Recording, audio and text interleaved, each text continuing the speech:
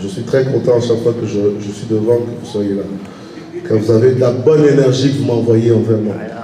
So, aujourd'hui, je vais parler d'un bon thème qui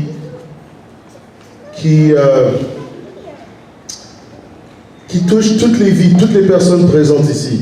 De la petite fille là-bas à notre aînée, Maman Monique, tout le monde, de près ou de loin, je pense de plus de près, est affecté par le thème que nous allons partager aujourd'hui. Alors, on va commencer par le thème d'aujourd'hui. On va parler sur le pardon.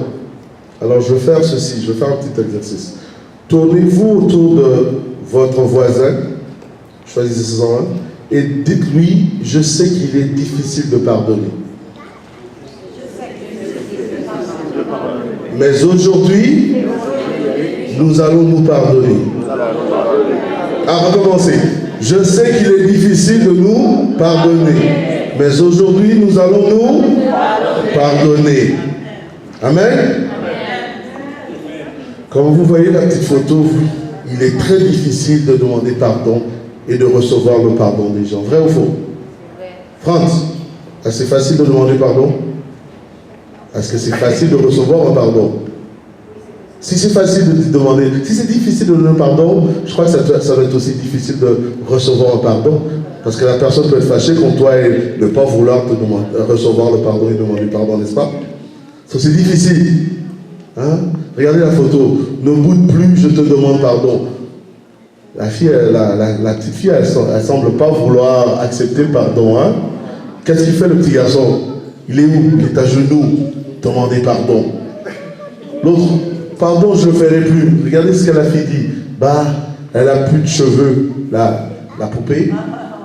Je suis obligé de te pardonner du coup. Obligé. Est-ce qu'on est obligé de pardonner? Ça, c'est aussi une bonne question. Est-ce qu'on est obligé de pardonner? Ah, on va voir ça. Ok? On va voir ça. Mais on va commencer aujourd'hui. Vous n'avez pas besoin d'ouvrir vos Bibles parce que je vous ai aidé. Tout ce qu'on va lire dans la Bible va être visuel pour vous. Des petites vidéos. Aujourd'hui, j'en ai que 3, mais des titres, ok? Et ça va être nos lectures bibliques. On va commencer par Jésus. Est-ce que vous vous rappelez lorsque Pierre est allé voir Jésus et lui a demandé, mais combien de fois doit-on pardonner? Combien de fois? Ah, c'est bien, papa. Hein? On est dans Matthieu 18, au verset 21. Ok? Combien de fois devons-nous pardonner aux autres? Les papas et les mamans. Combien de fois? Papa et là a déjà répondu, je ne veux pas. Combien de fois on doit pardonner? Ah, voilà. Le 70 c'est un terme significatif, mais maman, elle a bien dit à l'infini. Parce que 7 fois 70, c'est combien de fois 7 fois 70? Voilà. Donc Pierre va voir Jésus et lui dit, combien de fois doit-on pardonner? C'est la première question que Pierre demande au Seigneur. Combien de fois pardonnerai-je à mon frère lorsqu'il péchera contre moi? La question de Pierre nous donne la suite de l'enseignement de Jésus sur comment résoudre les conflits entre les frères. Car la réponse à ce problème nous vient de Jésus, de Dieu. Alors Jésus dit, non, avant que Jésus donne sa réponse, Pierre continue, il faut pardonner, mais combien de fois? Parce que les rabbins c'était les professeurs qui s'occupaient des gens qui voulaient étudier la parole de Dieu. Okay? Les rabbins de l'époque disaient qu'il fallait pardonner que 3 fois. Alors, je suppose qu'il fallait compter. Si moi je viens vers toi et je t'offense, tu vas compter 1, 2, 3. Et après 3 fois, qu'est-ce que tu dois faire? Si à l'époque de Jésus, les rabbins disaient il faut pardonner 3 fois. Il n'y avait pas beaucoup de chance pour moi, non? Hein? Pierre était très généreux, lui. Vous savez qu'est-ce que Pierre a dit? Il était prêt, lui, à pardonner 7 fois. Entre 3 et 7, c'est quoi la différence? C'est 4. Donc 4 fois de plus. C'est généreux, non? Hein? Alors Jésus a dit, je ne te dis pas jusqu'à 7 fois, ça c'est Pierre, mais jusqu'à 70 fois, 7 fois. Il nous faut donc une attitude de pardon, comme l'a dit maman, permanente envers ceux qui pêchent contre nous. Jésus lui dit en effet, Pierre, si tu es en train de compter, si tu comptes, tu n'es pas en train de pardonner. Ben oui, parce que si tu comptes le nombre de fois je t'offense, tu ne me pardonnes pas parce que tu es en train de compter. Une fois. Deux fois. Est-ce que c'est pardonné? Non, c'est compter. Suite à cette réponse, Jésus va raconter l'histoire. Soyez attentifs. Et voici l'histoire. Voici la lecture biblique de l'histoire. C'est sur un roi qui régnait, une parabole, ok? C'est comme un roi, il est assis là, et puis il a des serviteurs. Et ces serviteurs lui doivent de l'argent. Et il les appelle un par un pour que ces serviteurs leur redonnent l'argent. Vous allez voir la vidéo et vous allez rire parce qu'il y aura un de ces serviteurs qui va chercher à se cacher. Regardez. Est-ce qu'on peut reculer un peu? Ça va.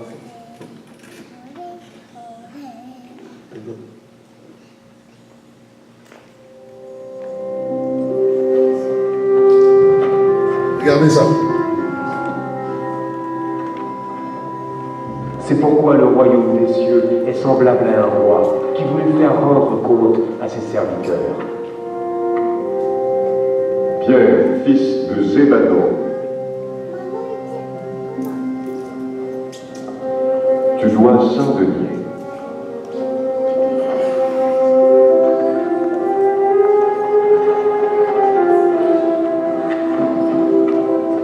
André, fils de Marc,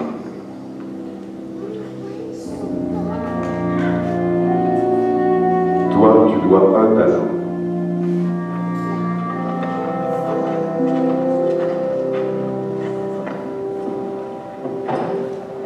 Il est en train de se cacher là.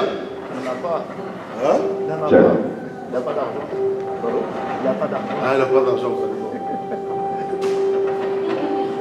C'est caché. Zacchaeus.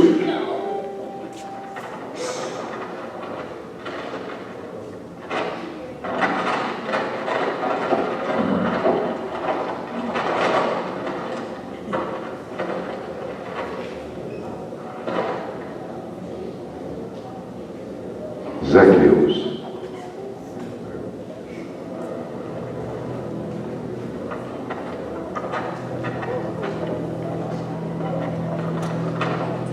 Quand il se mit à compter, on lui amena un serviteur. Tu dois 10 000 talents, Zacchaeus.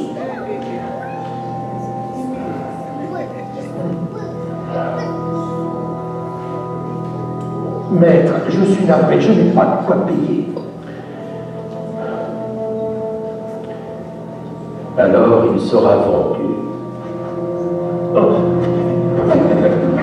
Non. Sa femme aussi. Et ses enfants, tout ce qu'il a. Et que la dette soit réglée. Seigneur, aie patience envers moi, et je te paierai tout ce que je te dois. Ce n'est pas possible. Même s'il avait 1000 vies, il ne pourrait jamais rembourser sa dette.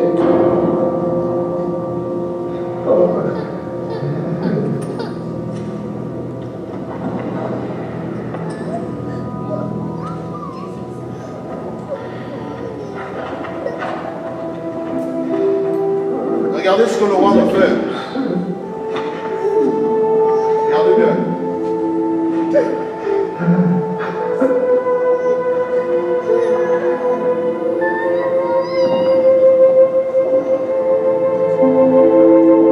Je te remets ta dette.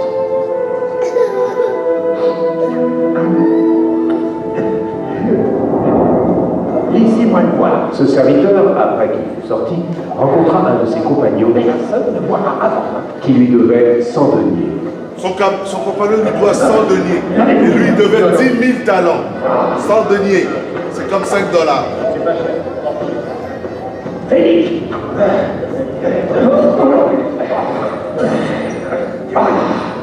Tu vas me payer tout ce que tu me dois. Seigneur, aie patience patience envers moi, et je te paierai tout ce que je te dois.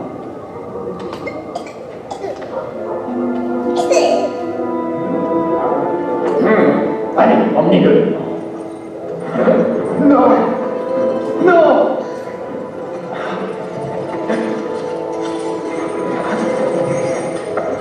Non! Aie patience envers moi! Aie patience envers moi! Ses compagnons, ayant vu ce qui était arrivé, furent profondément attristés, et ils allèrent raconter à leur maître tout ce qui s'était passé.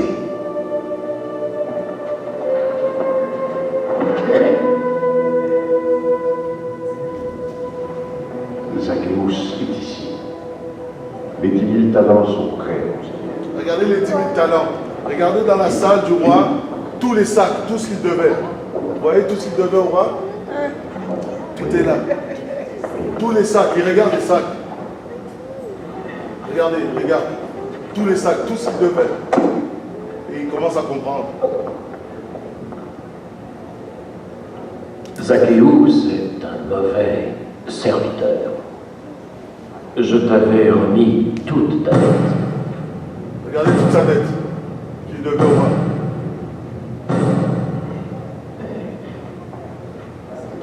Parce que tu m'en avais supplié.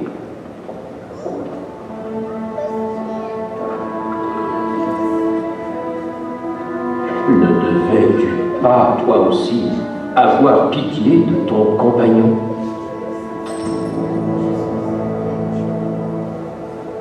Comme moi j'ai eu pitié de toi. Et son maître, irrité, le livra au bourreau jusqu'à ce qu'il eût payé tout ce qu'il devait. C'est ainsi que mon Père Céleste vous traitera, si chacun de vous ne pardonne à son frère de tout son cœur. Non! Non! Et voilà. Le maître a pardonné à Zacchaeus pour tout l'argent qu'il lui devait, mais Zacchaeus n'a pas pu pardonner à son ami qui lui devait peut-être $5. On a quelques questions maintenant par rapport à ce qu'on vient de voir dans le film. Et je voudrais que vous répondiez, c'est pas moi qui vais donner la réponse. Qu'est-ce que le roi a fait pour son serviteur, les amis? Dans le film qu'on vient de voir, qu'est-ce que le roi vient de faire? N'importe qui peut répondre. Oui. Il a pardonné.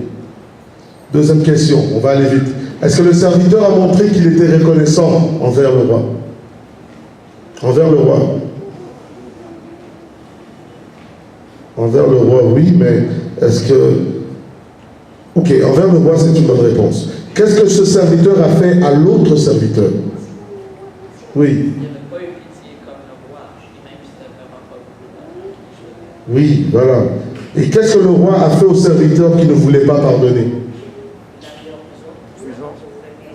Jusqu'à ce qu'il a payé sa dette. Maintenant, une question qui nous concerne nous aujourd'hui.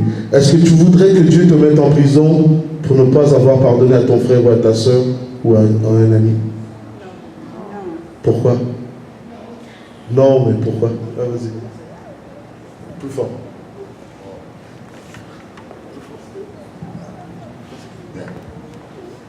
Personne ne voudrait aller en prison. Alors, comme non, j'aimerais pas que Dieu me mette en prison. Parce que tu es prêt à pardonner à ton ami? Yeah. T'as pas reçu. Tu n'as pas su. Bon, oui, je te réponds. Oh, hold on, guys. What?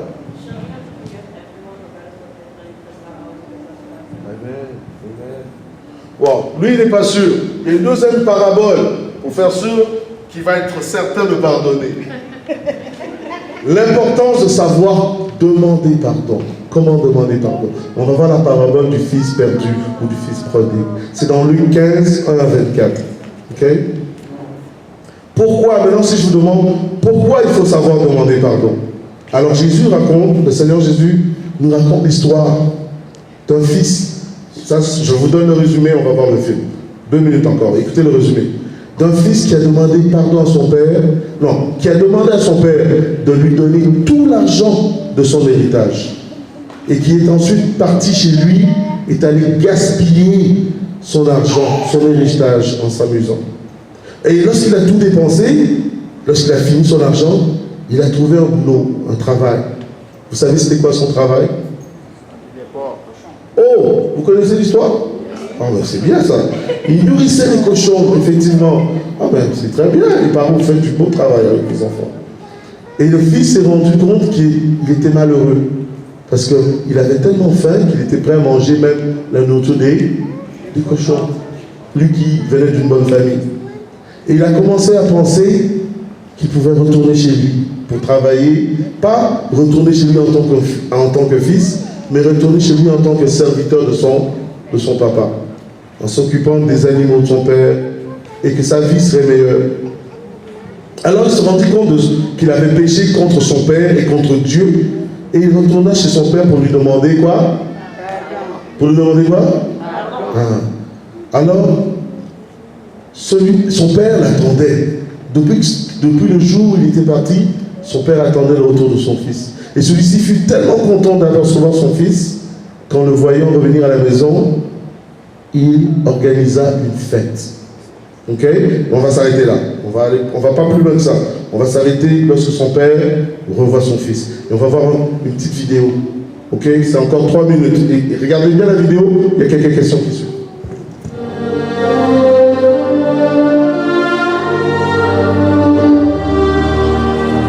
Un homme avait 2 fils. Le plus jeune dit à son père: mon père, donne-moi la part de bien qui doit me revenir. Et le père leur partagea son bien.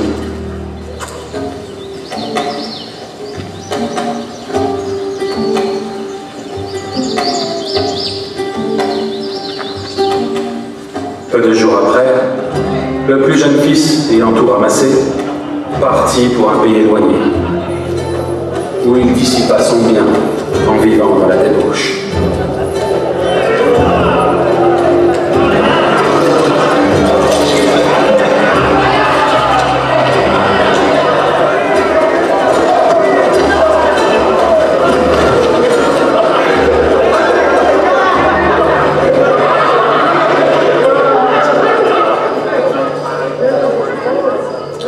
Lorsqu'il eut tout dépensé, une grande famine survint dans ce pays, et il commença à se trouver dans le besoin. Il alla se mettre au service d'un des habitants du pays, qu'il envoya dans ses champs garder les pourceaux. Il aurait bien voulu se rassasier des carouges comme manger les pourceaux, mais personne ne lui en donnait.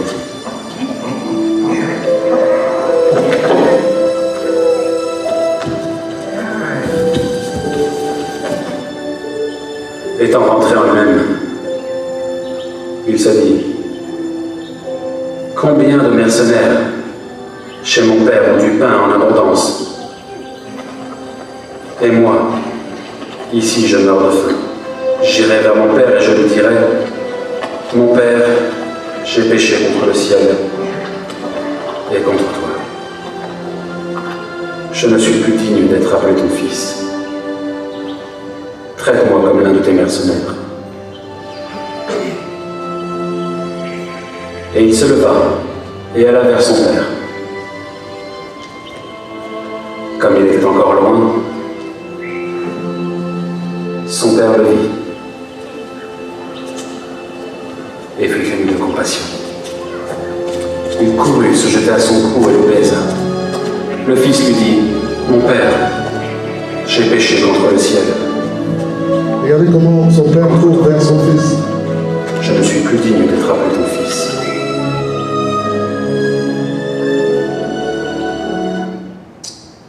Une belle scène, ça. Hein? C'est comme ça que Dieu nous attend aussi lorsqu'on lui demande pardon. Mais pour revenir à la parabole du fils prodigue, encore quelques petites questions pour vous les amis, comme vous connaissez l'histoire. Là, je ne voudrais pas que ce soit David et toi qui réponds. Je vais laisser les autres répondre, ok? Comment le fils a-t-il péché contre son père? Quelqu'un peut me dire? Oui, Franz. Il est parti avec sa part d'argent, oui. Comment le père a-t-il su que son fils regrettait ce qu'il avait fait? Comment est-ce que papa a su que son fils était triste et regrettait? Ah, ça c'est une question un peu plus difficile. Les adultes, si les enfants n'arrivent pas à répondre, un adulte peut. Comment le père a-t-il su que son fils regrettait? France a répondu. Attends. Parce qu'il avait dit qu'il était petit. Oui, ça fait partie de la réponse. Est-ce que quelqu'un d'autre a une meilleure réponse? Oui, David. Pardon? Fait partie de la réponse. Il est revenu en demandant pardon. C'est comme ça que le papa a su que son fils regrettait ce qu'il avait fait. Vous comprenez? Est-ce que le fils s'attendait-il à être pardonné par son père? Non. Pourquoi? Parce qu'il ne méritait pas le pardon. À qui le fils a-t-il demandé pardon pour son comportement égoïste? Réfléchissez bien.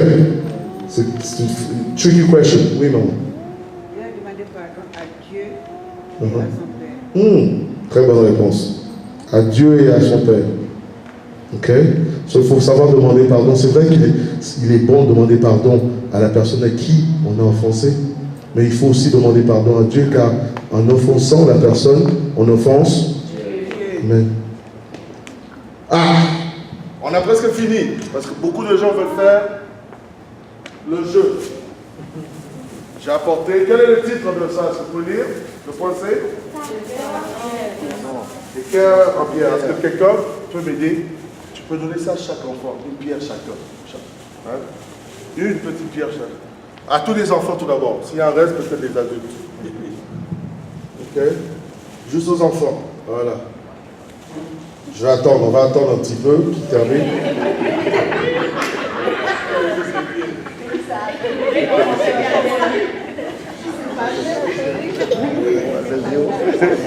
Oublie pas, il y a une petite fille là-bas aussi, hein. Faut pas l'oublier.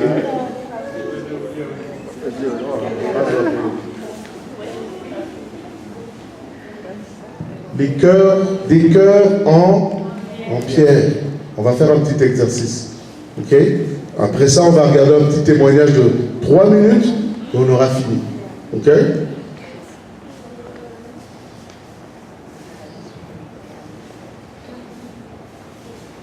Est-ce que tout le monde a eu des pierres? Est-ce que les adultes, vous voulez des pierres? Parce qu'il y en reste, hein?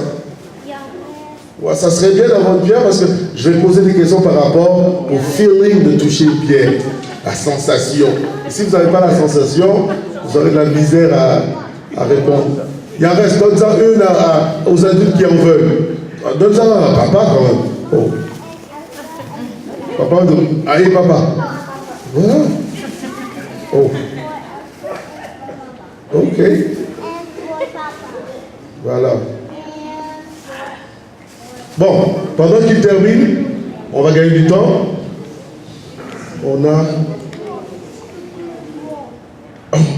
On va parler des cœurs en pierre pendant que Franz termine. À l'opposé de l'amour, qu'est-ce qu'il y a? À l'opposé de l'amour, hein? Oui, la haine. Haïr quelqu'un veut dire qu'on a un sentiment extrêmement fort contre cette personne, n'est-ce pas? Parce qu'il y a l'amour, qui est un sentiment aussi, il y a la haine. D'habitude, les amis, écoutez bien, d'habitude, on se tient à l'écart des choses ou des personnes. Ouais, merci. D'habitude, on se tient à l'écart des choses et des personnes que l'on déteste. Vrai ou faux? Si tu n'aimes pas quelque chose, you don't want to be close to it. Vrai ou faux? Ok. Garder de la rancune, c'est comme ce qu'on appelle garder de la rancune, ça nous fait du mal. Ok? Parce que on garde quelque chose de négatif en nous. Ok? Dans le livre des Proverbes, Dieu nous dit que nous serons en meilleure santé si nous apprenons à garder nos cœurs loin de la haine et de la rancune. Si nous ne nous pardonnons pas sincèrement du plus profond de nos cœurs, alors Dieu ne nous pardonnera pas. Vrai ou faux? Il faut savoir pardonner aux gens pour que... Car rappelez-vous la prière de notre Père. Pardonne-nous, hein? Comme nous pardonnons. Alors Dieu nous ordonne, à ceux qui croient en lui, d'aimer les autres comme nous nous aimons nous-mêmes. Ok? Donc on va faire un petit exercice, les amis. Vous avez vos pierres? Vous avez vos pierres? Oui. Ok. Il n'y a pas de PowerPoint, il y a juste... J'ai trois versets bibliques que je vais lire. Ok? Ok? On va commencer par ça. Je vais commencer dans Lévitique 19 à 17. C'est très rapide.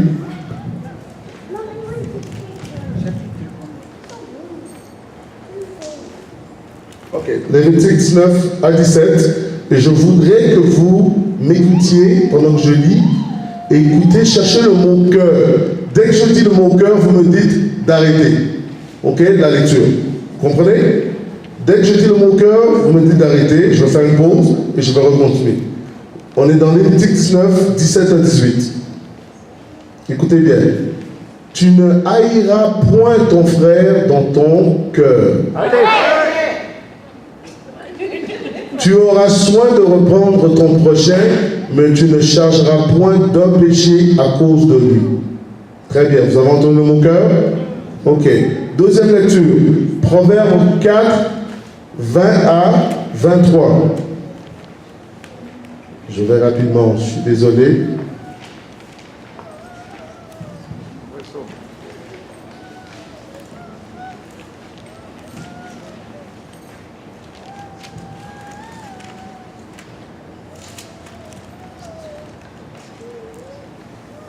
Ok. Proverbe 4, 20 à 23. Je lis la même chose. Vous entendez le mot cœur, vous me dites d'arrêter. Ok, on est là. 20 à 23. Je commence. Mon fils, sois attentif à mes paroles, prête l'oreille à mes discours, qu'il ne s'éloigne pas de tes yeux, garde-les dans le fond de ton cœur. Car c'est la vie pour ceux qui le trouvent, c'est la santé pour tout le corps. 23. Garde ton cœur plus que autre chose, car de lui viennent les sources de la vie. Dernière lecture, Matthieu 18, verset 35. Matthieu 18, juste un verset. Ok, je le dis tout de suite, je le lis. Vous me dites d'arrêter quand vous entendez mon cœur et on fait l'exercice après. C'est ainsi que mon Père Céleste vous traitera si chacun de vous ne pardonne à son frère dans son cœur. Ah, merci papa. Très bien. Quelques questions. On a fait 3 lectures et dans chaque lecture il y avait le mot cœur. Ok? Donc vous avez vos pierres en main. Première question. Comment décrirais-tu une pierre? Ce que vous avez en main, comment vous pouvez le décrire? Une roche. Comment tu peux le décrire? Dur. Une autre définition. Froid. C'est gris. Mais c'est pas tout le temps gris. Mais pour maintenant c'est gris. En ce moment c'est gris. Une autre définition, rapidement. Difforme. Beaucoup de formes. Pointu. Hein? Rough. Ça veut dire dur. Ok. Très bien. Comment notre cœur peut-il ressembler à une pierre maintenant? Parce qu'on pêche. Avec les définitions que vous avez données.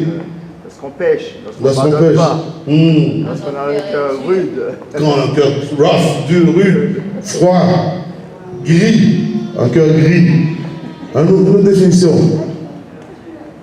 Comment, les jeunes, pendant qu'elle fait ses selfies, comment notre cœur peut-il ressembler à une pierre? Franz, comment ton cœur peut ressembler à une pierre? Si tu as péché à quelqu'un. Pas flexible quand on ne pardonne pas. Est-ce qu'un cœur endurci est capable de pardonner? Non. Est-ce que tu trouves... Maintenant j'ai une question pour vous les amis. Est-ce que vous trouvez cela facile de pardonner lorsque quelqu'un a tort, lorsque quelqu'un vous a fait du mal? Est-ce que c'est facile de pardonner? Non. Pourquoi pourquoi on devrait pardonner? Pourquoi devrais-tu pardonner? Pour être libre, maman, pour nous libérer. C'est très bien. Mais libérer de quoi? Du péché, oui. Mais attention, si c'est l'autre personne qui a... Pardon? L'angoisse. L'angoisse, le fardeau, oui. Une autre?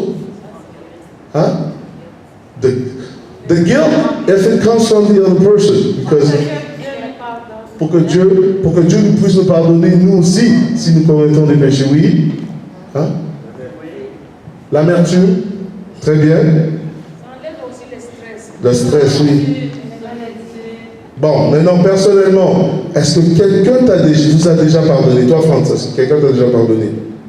Bon, je te demande pas de m'expliquer l'histoire. Quelqu'un d'autre? Quelqu'un vous a déjà pardonné? Oui. Oui. Est-ce que vous avez déjà pardonné à des gens?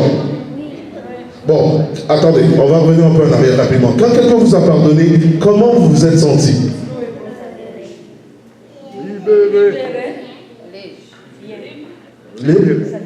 David, comment tu t'es senti quand quelqu'un t'a pardonné? Anna? Mieux.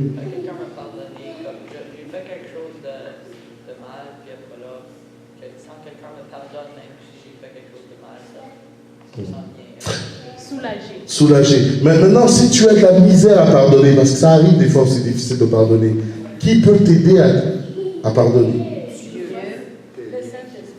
Ok, mais comment ça marche alors? C'est bien de savoir qui, mais comment ça marche? Qu'est-ce que tu dois faire? Confession. Confesser, prier. Quoi d'autre? Lire la Bible. Très bien, des bonnes réponses. Dernière question. Comment le pardon t'aide-t-il et aide-t-il la personne qui t'a fait du tort? On va commencer. Comment le pardon t'aide et aide la personne qui t'a fait du tort? Oui, David. Tu vas garder des bonnes relations avec cette personne à cause donc vous ne pardonnez pas, vous allez toujours vous rappeler que c'est cycle, puis vous allez comme pas vous avez entre vous, mais quand vous êtes pardonné, là, c'est comme. Très bonne réponse, David. Quelqu'un d'autre? Quelqu'un d'autre? Rapidement, on doit jouer un jeu là. On va voir un témoignage sur quelqu'un qui a pu pardonner, une dame qui a pu pardonner à quelqu'un qui a failli la tuer. Vous voulez voir le témoignage? Ok, puis on va jouer. Je ressentais un fardeau constant. Quelque chose allait arriver, mais je ne savais pas quoi. Je n'en savais rien. Je savais seulement que Dieu essayait de m'avertir. Un jour, alors qu'elle revenait de ses cours, ce sentiment se fit si insistant qu'elle décida de prier afin de demander l'aide de Dieu.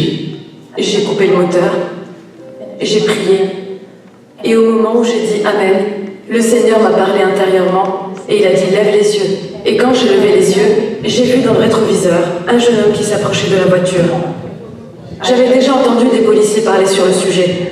Et ils avaient dit que si quelqu'un vous force à entrer dans un véhicule pour vous kidnapper, il y a des chances pour que cette personne vous tue aussi. Comme je ne voulais pas que ma voiture devienne ma prison, j'en suis sortie. En sortant, je lui tournais le dos. Mais quand je me suis retournée, il a pointé une arme sur moi. Et il m'a dit de lui donner mon argent. Je lui ai répondu que je n'en avais pas. Il s'est approché de moi, a pointé son revolver sur mon estomac et a pris mon téléphone, mes clés, et a ouvert le coffre. Je me suis